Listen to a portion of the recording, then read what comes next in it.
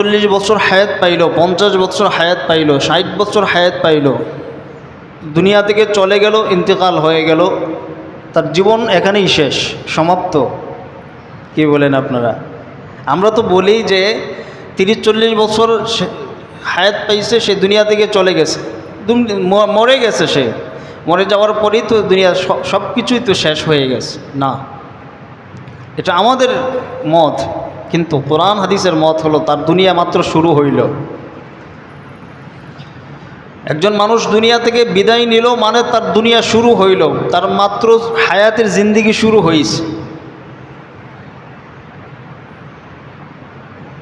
শেষ তো তখন হবে যেদিন বিচারের ফয়সালা শেষ হবে, বিচার দিবস কায়েম হবে ময়দানে মাহশারে, যখন আল্লাহ তাআলা ইনসাফের বিচার করবেন। বিচারের পরে আল্লাহ তাআলা হয়তো জাহান্নামে দিবেন, নয়তো জান্নাতে দিবেন। জান্নাতি হয়ে গেলে তো বিচার শেষ, জাহান্নামী হয়ে গেলে তো বিচার শেষ। বিচার সেদিন শেষ হবে, কিন্তু এর আগে মানুষ দুনিয়া থেকে চলে গেল, কবরের জিন্দিগি আছে, ময়দানে মাহশার আছে, মিজানের পাল্লায় আমলনামায় উঠানো হবে, ফুলসিরাতের ফুল পাড়ি দিতে হবে।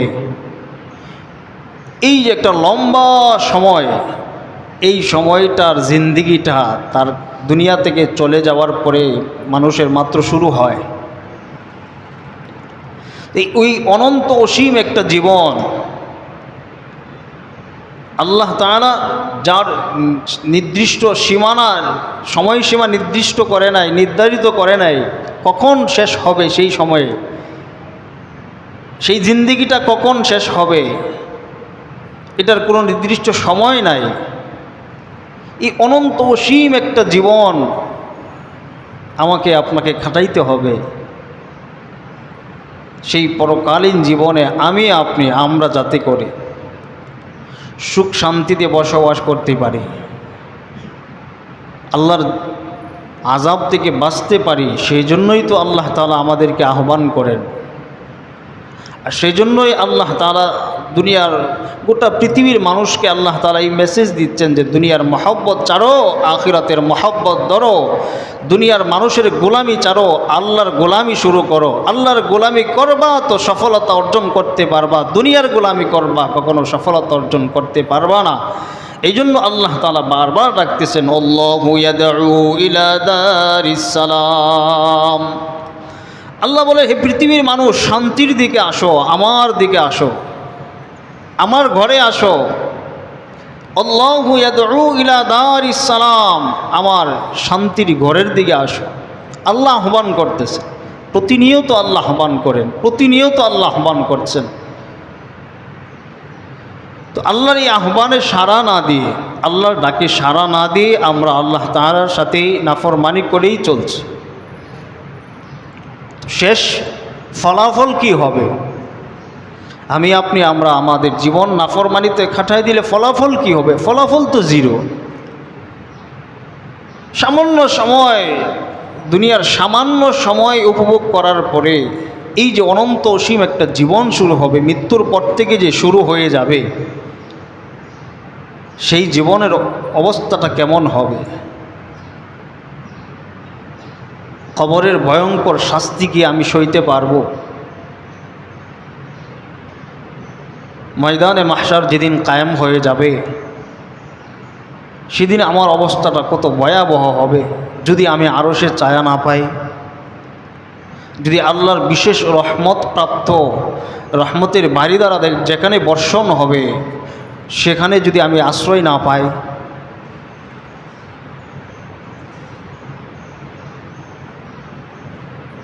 আল্লাহ তাআলা তো এই জন্যই বলছেন সূরা আলী ইমরানের মধ্যে, ওয়া আম্মাল্লাযীনা বিয়াদ্দাত ওয়ুজুহুহুম ফাফি রাহমাতিল্লাহ। সেদিন কিছু কিছু মানুষ আল্লাহর রহমতের বাড়ি দ্বারা যেখানে বর্ষণ হবে, বর্ষিত হতে থাকবে, সেখানে কিছু কিছু মানুষ থাকবে, আল্লাহ সেখানে আশ্রয় দিবেন। তাদেরকে ময়দানে মাহশারে, কিয়ামতের ময়দানে শাস্তির সম্মুখীন হতে হবে না। তো আল্লাহ তাআলা কুরআনুল কারীমের ময়দানে মাহশারের যে সময়টা, সেই সময় সম্পর্কে কুরআনুল কারীমের মধ্যে আল্লাহ রাব্বুল আলামিন বলছেন,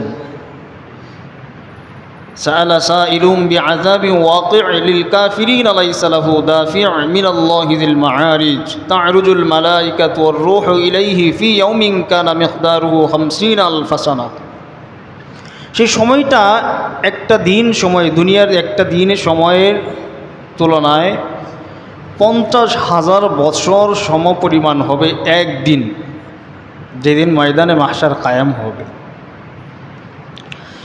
এই 50,000 বছর যে সময়টা একদিন হবে ময়দানে মাহশারে, হাসরের ময়দানে, সেই সময়টা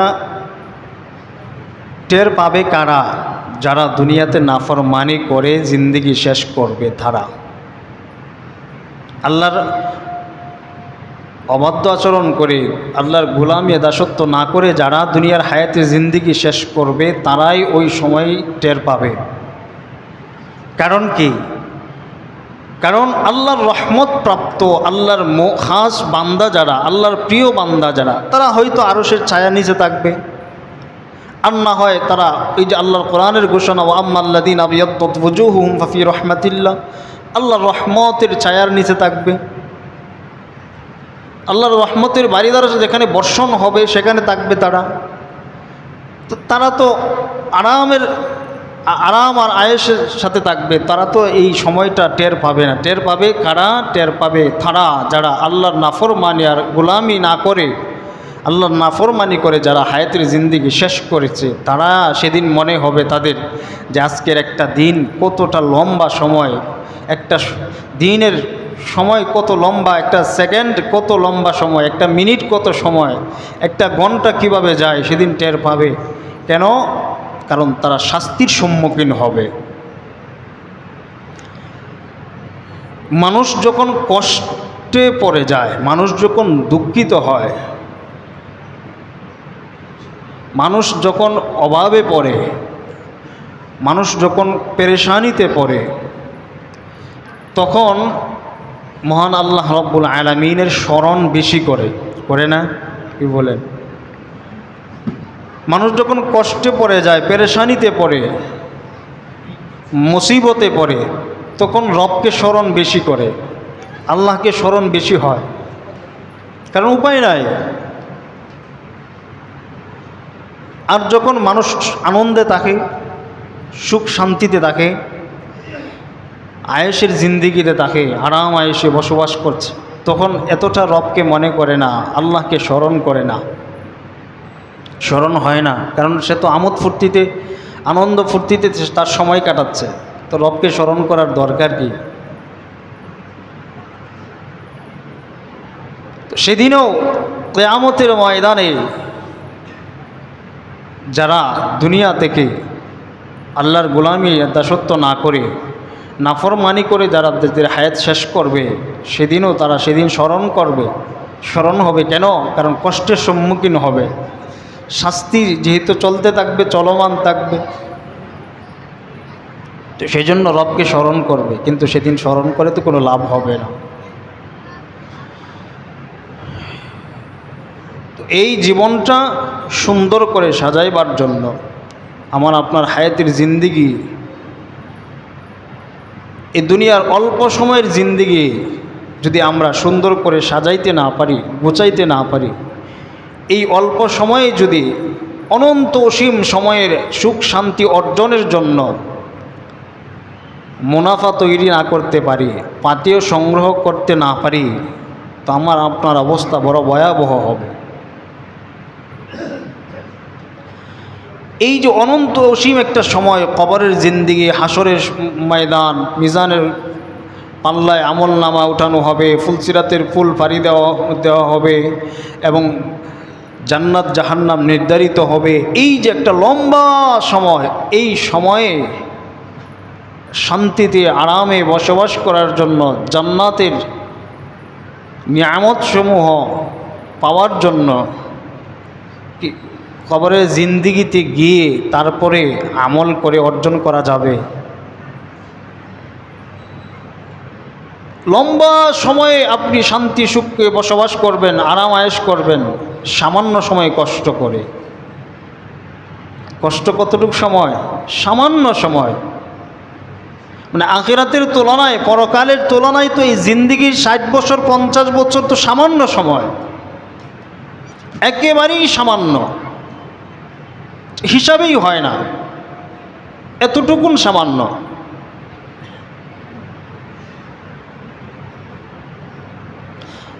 আল্লামা জালালউদ্দিন সৈয়দী রহমতুল্লাহি আলাইহি তিনি তাফসিরে জালালাইনের সরাই লিখেছেন হাসিয়াতে যে দুনিয়ার সামান্য সময় কতটুকুন হবে, মানুষ যদি বুঝতো মানুষ পাগল হয়ে যাইত। যে পরকালীন জীবনের তুলনায়, আখিরাতের জিন্দিগির তুলনায় দুনিয়ার সময়টা কতটুকুন হবে, মানুষ যদি সেটা বুঝতো মানুষ পাগল হয়ে যেত।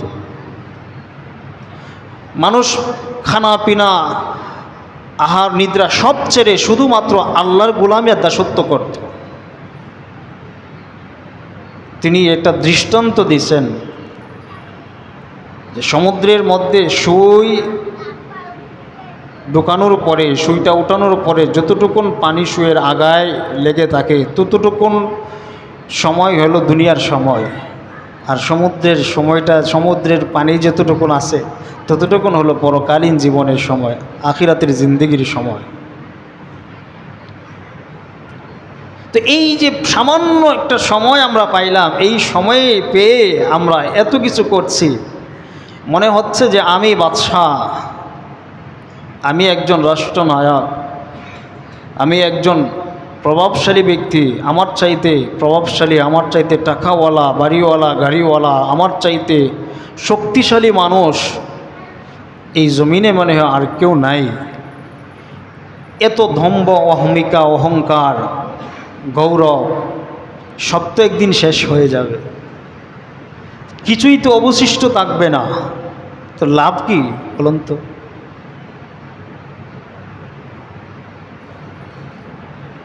যদি আমার এই পরকালীন জীবনে আমার শান্তি না হয়, সুখ না হয়, আমি যদি শাস্তির সম্মুখীন আমাকে হতে হয়, এই সামান্য সময়ে আমি আমার আরামের জিন্দিগি উপভোগ করে, আনন্দ উপভোগ করে বা আনন্দ উল্লাসে আমার এই সামান্য সময় কাটায় লাভ কি বলেন তো?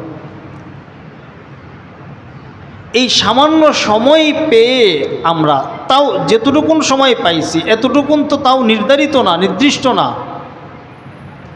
কেউ বলতে পারবেও না যে আমি 40 বছর বাঁচবো, 50 বছর বাঁচবো, 60 বছর বাঁচবো, এই কথাও কেউ বলতে পারবে না। সামান্য সময় তো বলবে কি করে? অথচ এই সামান্য সময়ের জিন্দিগিটা আমরা, আমাদের হায়াতটা, এই সময়টাকে আমরা আমাদের মতো করে যার যেভাবে ইচ্ছা সেভাবেই কাটাচ্ছি।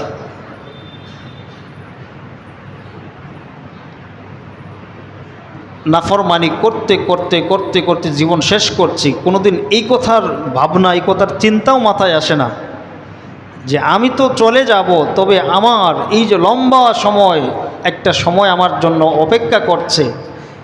দুনিয়া থেকে চলে গেলেই যদি সব শেষ হয়ে যাইতো তাহলে তো চিন্তা ছিল না, পেরেশানি ছিল না।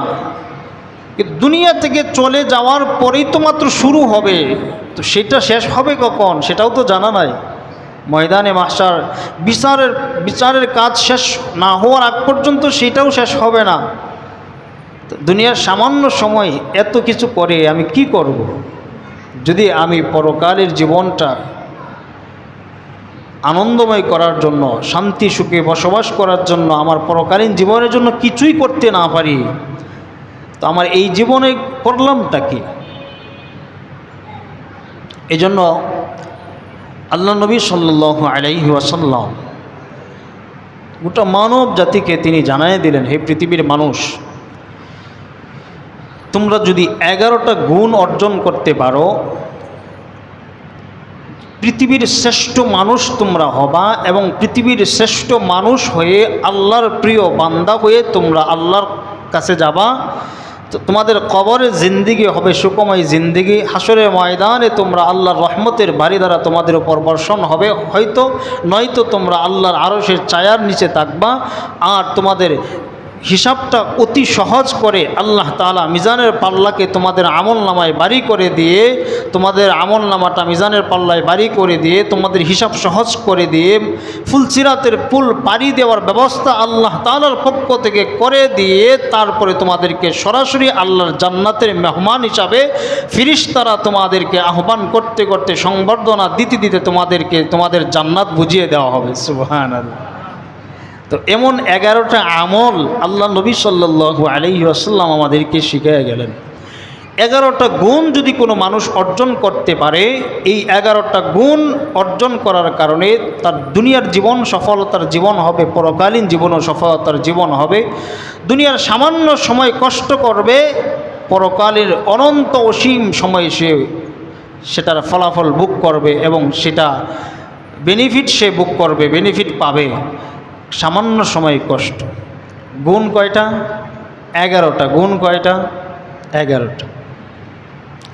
একজন মানুষ যদি সে এই 11টা গুণ অর্জন করতে পারে, আল্লাহ নবী বলেন 11টা গুণ অর্জন যদি কোনো মানুষ করে তো তার কবরের জিন্দিগি আলোকিত হবে, ময়দানে মাহশরে সে আল্লাহর রহমতের ছায়া পাবে এবং খুব সহজ হিসাব করে, হিসাবের কাজ শেষ করে তাকে ফুলসিরাতের ফুল পাড়ি দেওয়ার ব্যবস্থা করে তাকে জান্নাত দেওয়া হবে। সুবহানাল্লাহ। তো আমরা এই 11টা গুণ অর্জন করার চেষ্টা করব ইনশাআল্লাহ। পৃথিবীর শ্রেষ্ঠ মানুষ হওয়ার জন্য গুণ কয়টা অর্জন করতে হবে? 11টা। 11টা গুণ আলোচনা করার সময় আজকে নাই।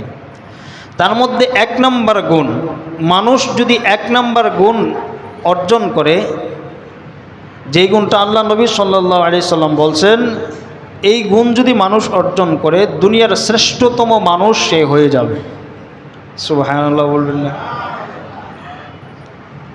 সহিহ বুখারীর বর্ণনা এবং তিরমিজি শরীফের 2909 নম্বর হাদিস, আল্লাহ নবী সাল্লাল্লাহু আলাইহি সাল্লাম বলেন, খায়রুকুম মান তাআল্লামাল কুরআনা ওয়া আল্লামা।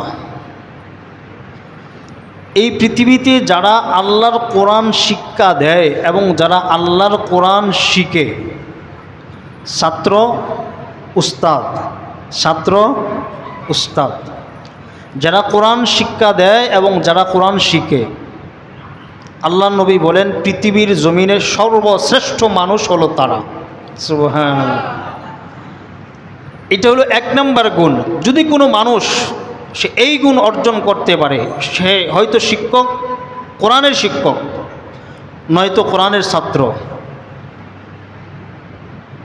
50, 60, 70 বছর হয়ে গেছে, তারপরেও না, আমি আল্লাহর নবীর হাদিস অনুসরণ করে, আল্লাহর নবী বলছেন পৃথিবীর শ্রেষ্ঠ মানুষ হলো তারা যারা আল্লাহর কোরআনের ছাত্র এবং আল্লাহর কোরআনের শিক্ষক।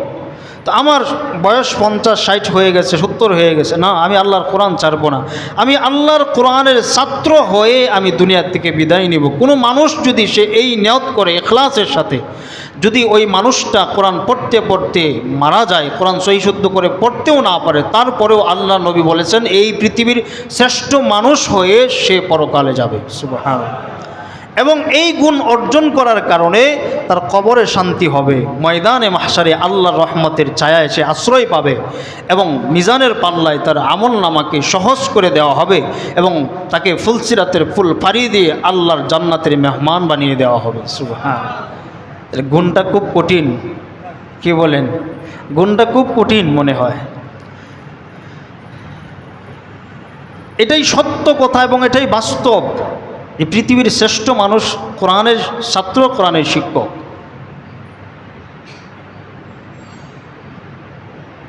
আপনি আমি আমরা যদি একটু চিন্তা গবেষণা করি, ফলাফল আমাদের সামনে ভেসে উঠবে।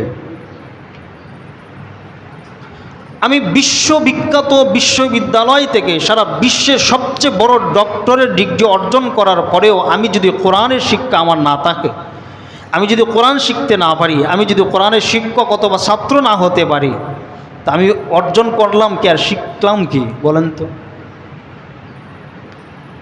কবরের জিন্দিগিতে আপনাকে জিজ্ঞাসা করা হবে যে আপনি ইংরেজি বর্ণমালাগুলো বলেন তো।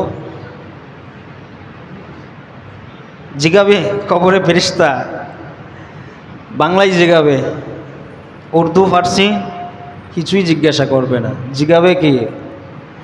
আল্লাহ বলছেন সূরা শুআরা 3 নম্বর আয়াত, সূরা শুরা 3 নম্বর আয়াত, 4 নম্বর আয়াত, ইন্না জাআলনাহু কুরআনান আরাবিয়্যা। আপনাকে আরবি ভাষা দিয়ে জিজ্ঞাসা করা হবে। কেন? কারণ কোরআন আল্লাহ তাআলা আরবি ভাষায় নাজিল করেছেন। ওয়া ইন্নাহু লাতানজিলু রাব্বিল আলামিন। আল্লাহ তাআলা কোরআন যে নাজিল করেছেন, রব্বুল আলামিন যে কোরআন আমাদের জন্য দিয়েছেন, নাজলা বিহি রূহুল আমিন, ফেরেশতা হযরত জিবরাইল আলাইহিস সালামের মাধ্যমে, বিলিসানিন আরবিয়্যিম মুবিন, সেই ভাষাটা ব্যবহার করেছেন আল্লাহ তাআলা। যেই ভাষা দিয়ে কোরআন নাজিল করেছেন সেই ভাষাটা কি? আরবি। আল্লাহ বলছেন বিলিসানিন আরবিয়্যিম মুবিন, সেই ভাষাটাও আমি কোরআনে ব্যবহার করেছি আরবি। আর এই ভাষার জ্ঞান যদি তোমরা অর্জন করতে না পারো, দুনিয়াতে শ্রেষ্ঠ মানুষ হতে পারবা না।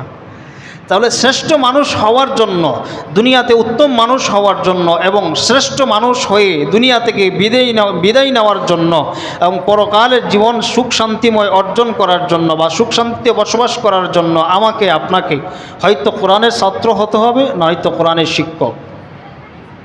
এছাড়া বিকল্প রাস্তা নাই। সিদ্ধান্ত আমার আপনার, আমি কি করব। কোরআনের ছাত্র হতে পারি নাই, কোরআনের শিক্ষকও হতে পারি নাই, আমি শ্রেষ্ঠ মানুষ হতে পারলাম না, আমি ব্যর্থ, আমার এই জীবন ব্যর্থ। কারণ এই কথা আল্লাহর নবী বলছেন, স্পষ্ট হাদিস, খায়রুকুম মান তাআল্লামাল কুরআন ওয়া আল্লামা। এই হাদিস আপনারা বহুবার শুনেছেন, ছোটোবেলা থেকেই শুনেছেন। যারা মক্তবে পড়ছেন তারাও শুনছেন, যারা পড়েন নাই তারাও শুনছে, কিন্তু এই হাদিস নিয়ে গবেষণা করার সময় হয় না।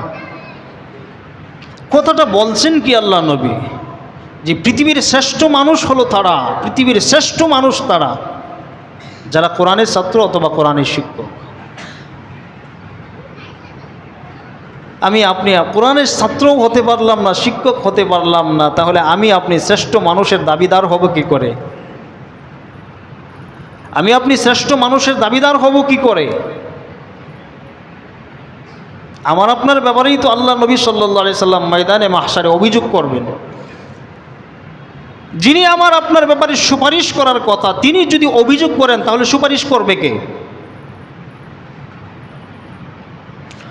আল্লাহ নবী যদি আমাদের ব্যাপারে অভিযোগ করেন, অকালা রাসূল ইয়া রাব্বি ইন্না কওমি ইত্তাখাযু হাদাল কুরআনা মাহজুরা, আল্লাহ নবী যদি কোরআন ছেড়ে দেওয়ার কারণে, কোরআন না পড়ার কারণে, কোরআনের ছাত্র না হওয়ার কারণে, কোরআনের শিক্ষক না হওয়ার কারণে আল্লাহ নবী যদি আমার আপনার ব্যাপারে অভিযোগ করে, তাহলে সুপারিশ করবে কে? আর হাউজে কাউসারের পানি পান করাবে কে? যিনি অভিযোগ করবেন তিনি আবার সুপারিশ করবেন? অসম্ভব। আল্লাহ নবী কথাটা খুব ছোটো করে বলছেন, কিন্তু কথাটা নিয়ে ভাবলে, চিন্তা করলে এই একটা কথাই যথেষ্ট একজন মানুষের জীবন পরিবর্তনের জন্য। শ্রেষ্ঠ মানুষ হতে চাও? কোরআনের ছাত্র হও, কোরআনের শিক্ষক হও, তুমি শ্রেষ্ঠ মানুষ।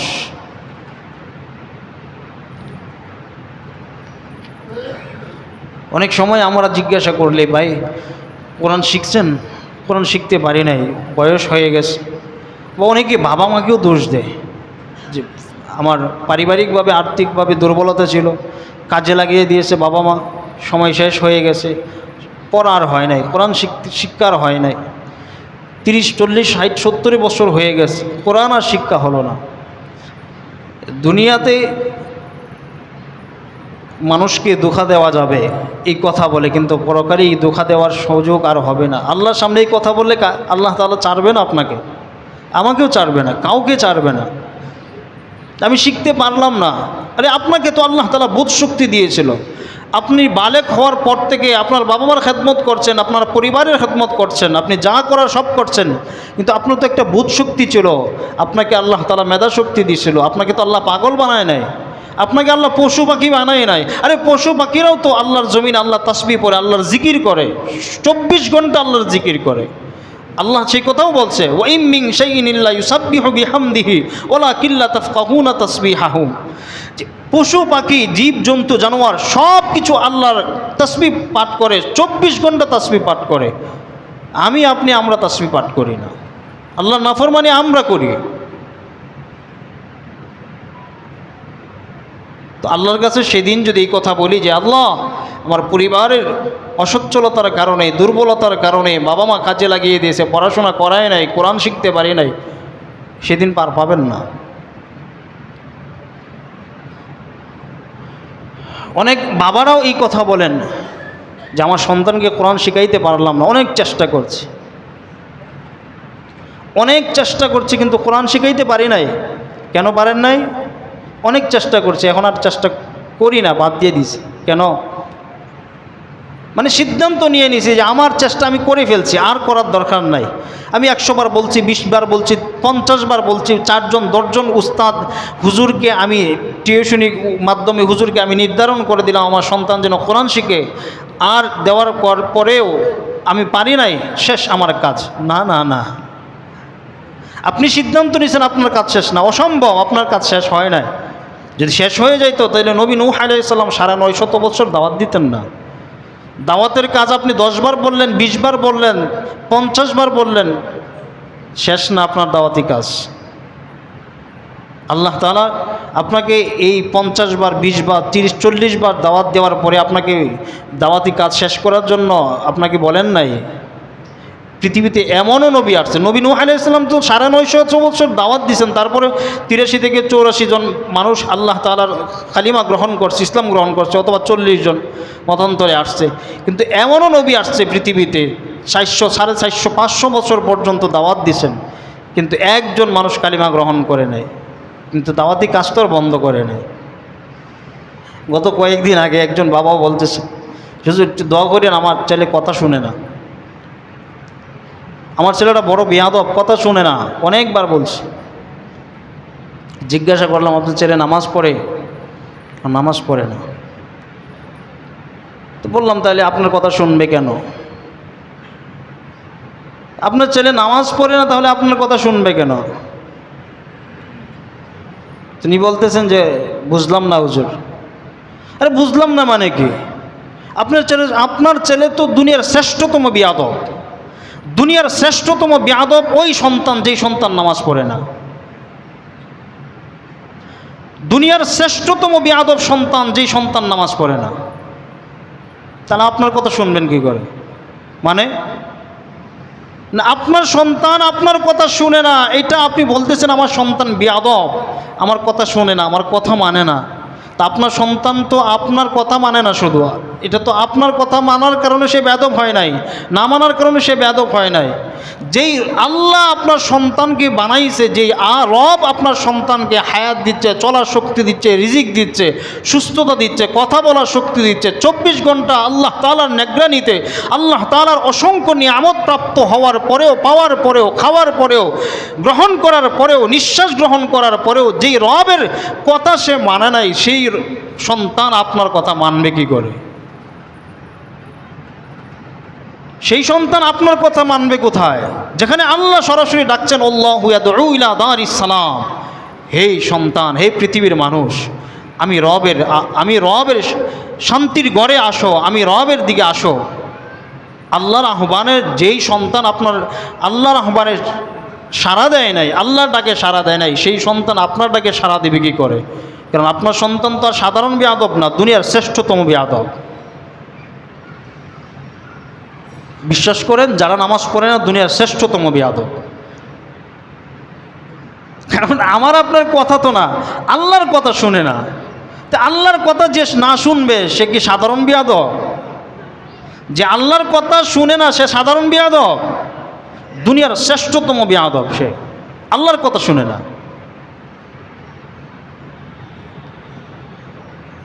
তো আল্লাহ নবী সাল্লাল্লাহু আলাইহি ওয়াসাল্লাম পৃথিবীর মানুষকে বুঝাইলেন, হে পৃথিবীর মানুষ, যদি শ্রেষ্ঠতম মানুষ হতে চাও পৃথিবীর মধ্যে, তোমাদের প্রথম নাম্বার গুণ হলো তোমরা আল্লাহর কোরআনের ছাত্র হও অথবা শিক্ষক হও। সেটা 30-40 বছরে হোক, 60 বছরে হোক, 70 বছরে হোক, অথবা 10 বছরে হোক। কারণ আপনি 10 বছরে কোরআনের ছাত্র হয়ে গেলেন, আপনার যে 15 বছর পর্যন্ত আপনার হায়াত আছে আপনার জানা নাই, অথবা আপনি 30 বছরে কোরআনের ছাত্র হয়েছেন, 50 বছরে কোরআনের ছাত্র হয়েছেন, কোরআন শিখছেন, আপনি শিখার মধ্যে থাকেন, কোরআন শিক্ষা হয়েছে, তেলাওয়াত করতে পারেন সুন্দর করে তার তীরের সাথে শুদ্ধ করে, এবার আপনি তর্জমা পড়েন, তর্জমাও শিক্ষা হয়েছে আপনার, এবার আপনি তাফসির পড়েন, কোরআন শিখেন, কোরআনের শিক্ষার মধ্যে থাকেন, হ্যাঁ তাফসির পড়াও শেষ, এবার আপনি উস্তাদ হন, শিক্ষক হন, কোরআন শিখান, আপনি কোরআন শিখছেন, কোরআন শিখান অন্যদেরকে। তো ফলাফল কি আসবে? ফলাফল হবে যে আপনি দুনিয়া থেকে চলে গেলেন দুনিয়ার শ্রেষ্ঠতম মানুষ হয়ে, কারণ আল্লাহ নবী বলছেন, আল্লাহ নবীর ঘোষণা অনুযায়ী আপনি দুনিয়ার শ্রেষ্ঠতম মানুষ। তো এই 1 নম্বর গুণ আমরা অর্জন করব ইনশাআল্লাহ। খুব বেশি কষ্টের বিষয় না, কারণ এই জীবনটাকে পরিবর্তন করার জন্য এই সামান্য সময়, দুনিয়ার সামান্য সময়ে আনন্দ উল্লাস করে দুনিয়া থেকে চলে গেলে যদি শেষ হয়ে যাইতো, তাহলে আমাদের তো সব এত পেরেশানি দরকার ছিল না, এত টেনশনের প্রয়োজন ছিল না। কিন্তু শেষ তো হবে না, তখন শুরু হবে কেবল। তো এই অনন্ত অসীম জীবনকে সুন্দর করে সাজাইবার জন্য এখান থেকে পাতিও সংগ্রহ করেই নিতে হবে, ব্যবসা এখানেই করতে হবে, আর বুক করবেন পরকালে। তো আমরা আজকে একটা গুণ অর্জন করার চেষ্টা করব ইনশাআল্লাহ, বাকি 10টা গুণ আগামী জুমায় আলোচনা করব ইনশাআল্লাহ। তো আল্লাহ নবী সাল্লাল্লাহু আলাইহি সাল্লামের কথা অনুযায়ী দুনিয়ার শ্রেষ্ঠতম মানুষ যদি কেউ হতে চায়, তাহলে সে হয়তো কোরআনের ছাত্র হতে হবে, না হয়তো কোরআনের শিক্ষক হতে হবে। তাহলে কোরআনের ছাত্র, কোরআনের শিক্ষক যদি হয়, তাহলে সেই দুনিয়ার শ্রেষ্ঠতম মানুষ হবে, অন্যথায় দুনিয়ার শ্রেষ্ঠতম মানুষ হতে পারবে না। আল্লাহ আমাদেরকে দুনিয়ার শ্রেষ্ঠতম মানুষ হওয়ার তৌফিক দান করুন, সকলে বলে আমিন। যারা সুন্নত পড়ি না, কবলা জুমাত সুন্নত পড়ি নেই, যারা ফজরের নামাজ পড়ি না, 2 রাকাত ফজরের ফরজ